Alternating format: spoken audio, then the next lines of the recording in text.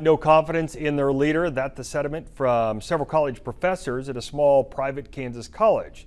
Some of the faculty at Sterling College saying it's the lack of communication regarding a revised employee handbook that has them frustrated. Brandon Stitt talked with several of them. So Brandon, what is their biggest concern? Well, Mike, we do have brand new information, and I'll get to that in just a minute, but it is that handbook, and it's for all employees, and it includes long-standing statements of faith, life, marriage, gender identity, and human sexuality. The concern for these professors that I talked to say that they believe that those beliefs are being forced now into their personal lives.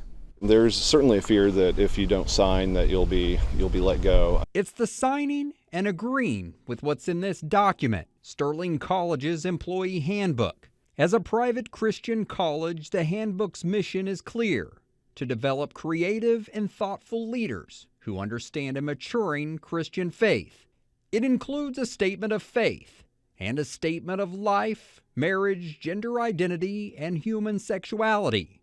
The statement says rejection of one's biological sex is a rejection of the God-given trait, and goes on to say that homosexual behavior and bisexual conduct is understood to be one of the disruptive consequences of the fall. For some professors, they understand the college's stance, but We took it a step further and said we acknowledge it and we agree to abide by these same beliefs. when they didn't personally agree, professors say their concerns were ignored. I think one of the primary concerns is just an overall lack of communication. Professors also say an overwhelming vote of no confidence was brought to the Board of Trustees.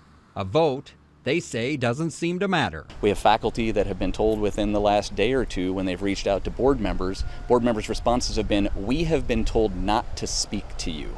Colleges are supposed to have collaboration across all parts of the hierarchy, and that's just not happening here. Professors say the lack of collaboration will have a trickle-down effect, It's not only impacting faculty, but it's also going to trickle down and impact students. which is also a fear for Sterling College alumni. And as an alum, that hurts, and you want for there to be leadership here that is able to lead and guide everyone.